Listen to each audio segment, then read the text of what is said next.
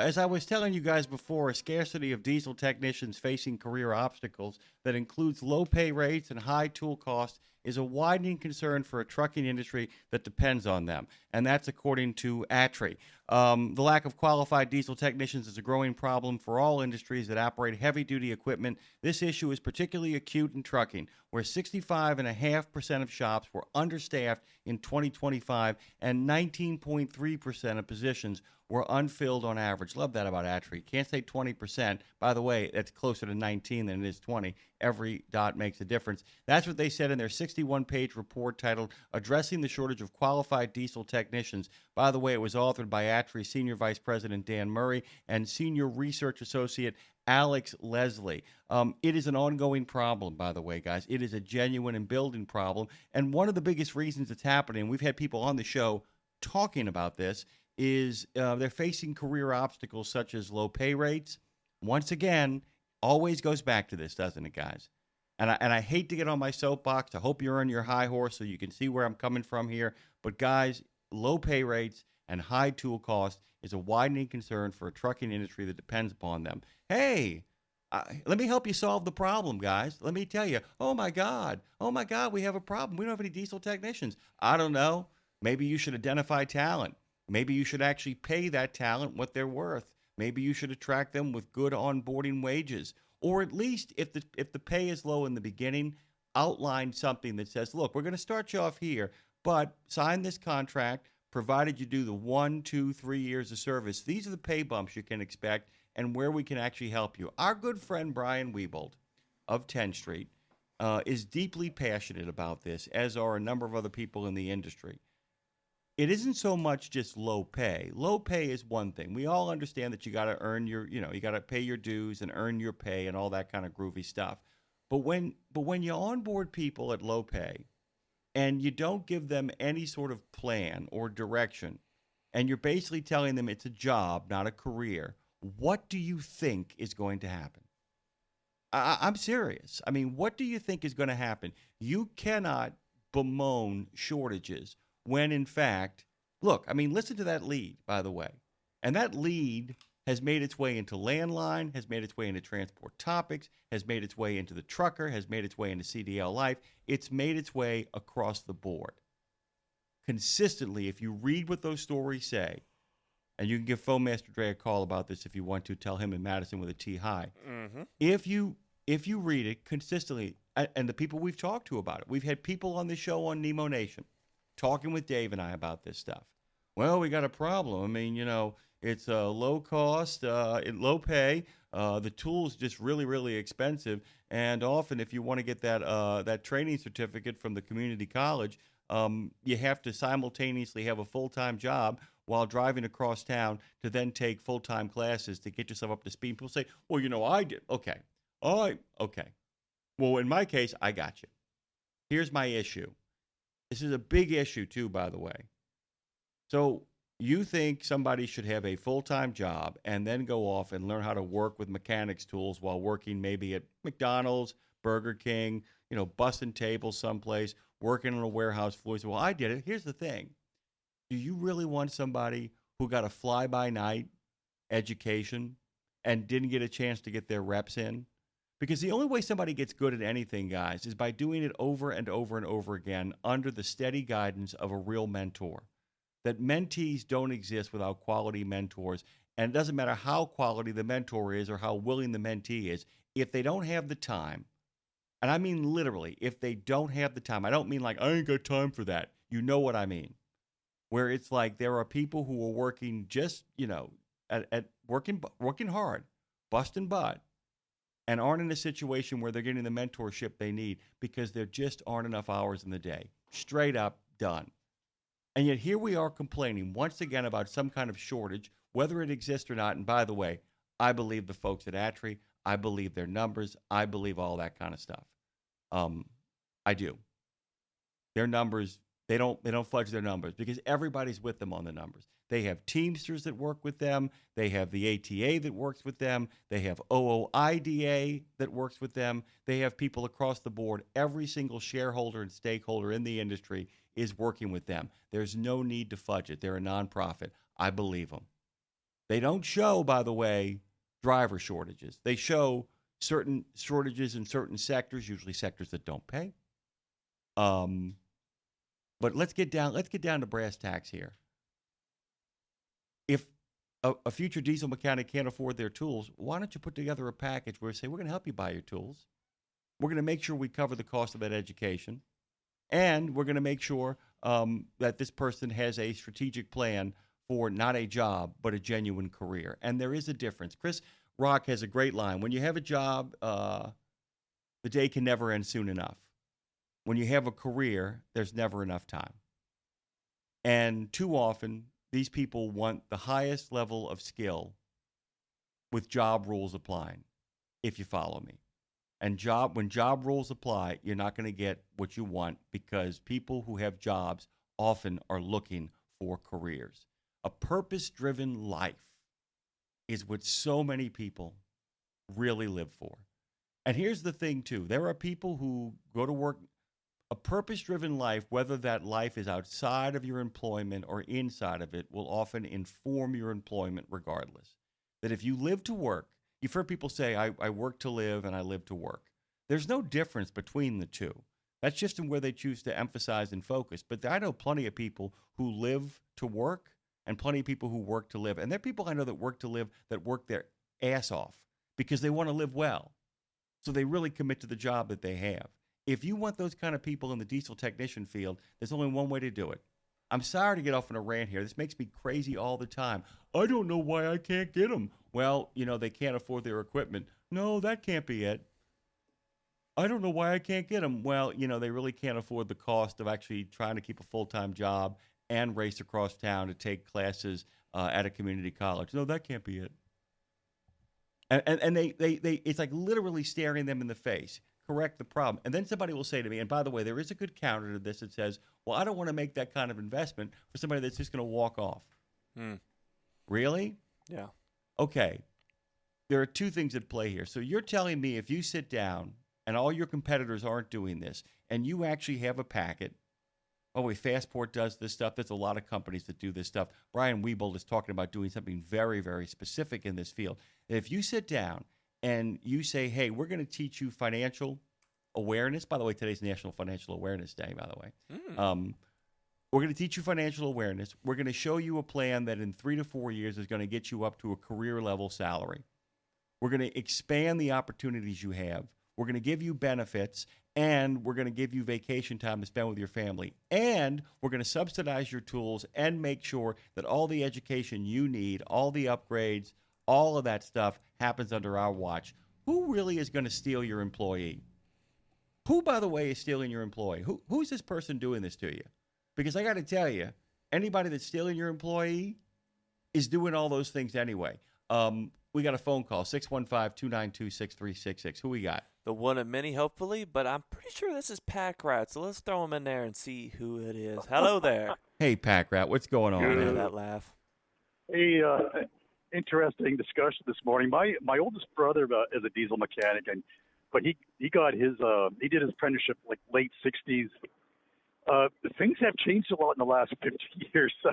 To be a mechanic, you have to be more than just mechanically inclined, because now you have to be able to work with computers, and in trucking especially the programs, the trucks are so prioritized. Like you just can't work on Kenworth and then next day work on Western Stars because of the way they set up their computer programs. By the way, you have absolutely opened the door for the next point I was going to make. So well done. Good morning to you, my friend. The other thing is that we've got to have a really long and vociferous talk about recruiting in this industry, recruiting for drivers, recruiting for diesel technicians, is the fact that, once again, I was laughing about this. I was talking to Joe Reynolds on the phone, and he and I were having a conversation about this.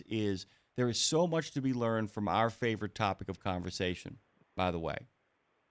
There is so much to be learned by literally looking at football coaches and football recruiters and football player development people.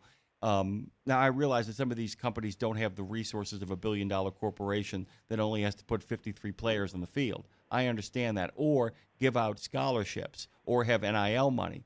But what can be learned from them is literally developing a profile of the person you're looking for and targeting them early. Do you follow me? Yes. That if you, in fact, you're right. I totally agree with you. Because the second part I was going to say, the other good pushback argument is that this is suddenly, here's the other problem. So if you're talking about low wages and you're talking about people who need to be able to do computer programming, need to be able to understand how to read data and all that stuff, are you shocked that you can't find somebody to do that when that skill actually gets people paid a lot of money? I mean, it's like I'm shocked to find out that I can't underpay people and actually have a lot of them in my industry. I mean, at what point does the trucking industry learn this lesson and make a committed investment across the board? At what point, you know what I'm saying, do we actually have a real conversation about the necessary investment? And by the way, and this is one of those things that makes people nuts too, this is one of those things this is why we get immigrants. Because often in these other countries, because everything's done on the cheap, you'll have literally these people come into the country and be like, I can get that job right now. But then you cut off that pipeline. If you're going to cut off that pipeline, the way you fix it over here is not just cutting off the pipeline, but then you've got to respond and you've got to upgrade the education that you're giving people or increase the pay that you're giving people to get people into these lines of work. I'm sorry. I am so sick. I'm going to tell you right now, Packrat, I am so sick of reading about shortages in anything. And then literally in the opening paragraph being like, the people cite a lack of good pay, long hours, and an unwillingness to do any. And you sit there and you go, well, why are you surprised? It's terrible. We've got a shortage in blankety blank. Oh, gee, you treat people like absolute garbage. You don't pay anybody, and you play hide the opportunity at any chance you get. I don't know why people are shocked this is happening. You know, I mean, but you make a great point. The idea is that this requires a talent level the industry, I don't think, was ready for. And I think in many ways that until they start identifying what the diesel mechanic of the future actually looks like, and then figuring out what he or she looks like at 15 years of age, they're going to continue to have this problem. You know, and then when you identify them, what are you going to actually pay them? To sit down and figure out what your company can handle in regards to what it costs to onboard these people. I'm sorry. Go ahead. I'm just really pissed off about this. When my brother did his apprenticeship, all you needed was a high school education, a grade 10. If you completed the 10th grade, you could start an apprenticeship. But now like we just said, the technology is so far advanced, and now but the training is ongoing. Because the automakers and the truck makers, they change their models, so the technicians they have to keep up with the new things that are happening. If you take a break from it, you lose it all. You won't be able to fit in again. Did you notice every time we talk to Kevin Lindsay, he's always going someplace? Like next week I'm going here, this week I'm going there, but it's always like for a seminar. It's always for like to meet somebody who's got a new piece of technology. It's always to meet with some of the people he works with. You hit the nail on the head, brother. You're absolutely on the right track. And I mean, basically what you're outlining, if you actually make the pay worth it, if you make the investment in the employee, that's a purpose-driven life. You know what I'm saying? If you like, I mean, all you have to do, and by the way, this is look, let's give a big shout out to, let's give credit where it's due. Let's remember the fact that, our friends at TA Petro, full disclosure, guys, they're a sponsor. But think about Daniel Mustafa. Think about Homer Hogg. Think about Kevin Lindsay. These guys know their stuff. But here's the thing, too, though, and I'm not picking on TA here at all, but remember this. Kevin's Air Force trained. I know that, yes. Yeah, I'm telling you that not as a way of kind of being like, here's the surprise. We know this. And for too long, this industry has depended upon Grandpa on the farm who knows his shit. Excuse my language. Sergeant Hulka who knows his stuff, and they've depended upon those two models to do the training for them. And until we have a revolution in training, until we actually make a commitment, and there's a couple of ways you can do it. The first of which is you can really set up your own school like Republic Services does. You can do that. Right. You can also literally make a commitment to your local community college and really push in there and help fund them or help lobby for more funds for them, set up the model of what you would like out of them. But at some point, you've got to make an investment in people and in actual capital if you want to get the thing that you want to get. I just don't understand why I have a house shortage. What do you mean? Well, the back two rooms of my house just aren't finished yet. Well, have you spent money on it? No. Have you found the good contractor? Well, yeah, but he won't do the job for what I want to pay him. Shocked to find that gambling is going on at the casino. Just stunned. I'm sorry. I know you have some more thoughts on this. Go ahead, Packrat. It's something that I don't know who's pushing it, but more the kids that come out of high school to get their hands dirty, they want to go, but they want it. It seems the trend is the future is computers. Okay. And I remember years ago, I think it was Bell in Canada, IT grads are paying like maybe $30,000 a year. Even 15 years ago, that wasn't very much money. If you have to go to school and study for a couple of years, it wasn't very much money. But you mentioned, well, why don't an auto mechanic, an electrician, or something like that? Oh no, I can't do that. They're not being encouraged to go into those areas. Well, and that's the other thing too. But here's the thing. And by the way, you and I, maybe I do to some degree because I'm actually on the ground a lot more. You actually have to be on the road doing your thing. You and I, as individual citizens, can't really do much about that to some degree. But one of the things that we can, but this is how it makes a difference, okay? You know why? Do you know why? Well, there's money in computers, first of all. But do you know really why computers and all that stuff of going into computers makes a big difference? It's not just that these kids are on those devices, is that those companies are going into those schools and building classrooms. Oh yeah. I mean, I don't want to pick on people, and by the way, there are exceptions, really great ones. Some people I know personally who have actually built shops. There are some fleets out there, some former sponsors, as a matter of fact, who have gone into high schools and said, "We'll take care of your shop. We'll build it for you." Yeah. I mean, that's what Lindsay Trent is really up to. The idea of next gen trucking. That's what her and Dave Dane are up to. They are actually going into high schools. I mean, we saw the program over in Miami. We saw the program in Southern California where kids are literally doing the same thing you do with an art school, where you spend the first 3 to 4 hours, reading, writing, arithmetic, all the stuff you're supposed to do. And then at the midpoint of the day, all the kids who want to go into the arts, they go to their art school. But all the kids who want to go into supply chain, they go to these really great warehouses and they learn the ins and outs of logistics. And here's the kicker.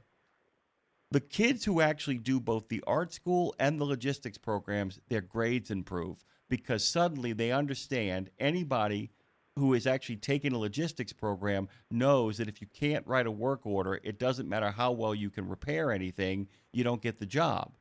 So if they understand that they have to be able to read and have to be able to do math in order to get the job they want because they enjoy working on cars or working on trucks or working in the supply chain, they go back to their classes and do better in those classes so they can do the thing that they want to do. We are not helping people until they get to, sometimes they never figure it out. There are so many people in this country right now, and I think part of what is going on with the ridiculousness of what's going on in this country is people who don't have purpose-driven lives, so they watch a lot of news and they get involved in politics on the lowest level as opposed to having a deep passion for making a living at a particular thing that actually gives them purpose. There it is. There's my 2 cents, and anybody is welcome to reply to that. Your thoughts? I don't know. You pretty much covered it all, and I think I pretty much got it. I just think the main point is to realize that the diesel mechanic automatic, there are more skills that you have to wrap up in that career that you have to be capable of doing. How about this? And this is one that you and I think, by the way, I'm saying this because I think I'm going to get an amen from you. We have got to start convincing more and more people that going into the kind of professions that you and I are talking about right now are not the second string. They're not the booby prize. They're not like, oh, you do that. They're not the eye roll job. Yeah. Is that, and by the way, I will tell you, I'm sitting with one. The Z's, Do not think that, by the way. You know, I'm telling you, Madison, if you met somebody in a bar and you're like, well, I make movies, and he says, well, I'm a diesel mechanic, and he was 23 years old, you'd be impressed, wouldn't you? If you give me a big nod. Yeah, I mean, I'd be impressed. Some 24-year-old kid walked over to me and said, I'm like, what do you do? And he's like, well, I'm a diesel mechanic. I'd be like, you're the man. Some gal walked over to me at 27 years old and said, I'm a diesel mechanic. I would be like, you're awesome. You know, now I'd like him to say I'm a diesel mechanic and I also speak fluent Spanish. That would be like righteous. But you know what I'm saying, dude? I mean, it's just like we've got to change the narrative on this, but we can only change the narrative on this really effectively. I go back to the same thing. And like I said, thank you for being my sounding board. I'm pissed off about this. But I am so, but this is like I said, at the end of the day is, well, I would like a headline. You know what I really would panic? Despite high pay and companies being willing to buy people all the tools they need, we have a diesel mechanic shortage. That would be terrifying. You know what I'm saying? That would actually scare the hell out of me. Despite wildly high pay and a willingness to buy you all the equipment you ever need, nobody seems to want to be a diesel mechanic. I'd be like, are they shooting them after they're done or something? What's happening here? I'm sorry. That's me on a rant. And just one more thing, please. And the women out there, the diesel mechanic is a career that would work for you as well. Amen, dude. And by the way, I got to tell you, if you find me a female diesel mechanic, and I'm talking about, and I mean this, I don't mean this in terms of looks, I mean this in terms of attitude. That is some sexy stuff right there. That is some righteous stuff. You know what I'm saying? If men invaded the cooking space, there's no reason why women can't invade the diesel space. Let's get some ladies there. Lady cinematographers, and lady diesel mechanics. That's it. All right, I'm done. What do you got? Okay, Jimmy back. That's all. All the best. All the best to you, my friend. By the way, yeah. Good God Almighty, we can't find these people. Go recruit them. Go pay them. Go buy them some equipment. Make an investment. Well, what if they leave me? Job well done. You got a model now. Go do it again. What if they leave me? What do you mean, what if they leave me? Who are they leaving you for?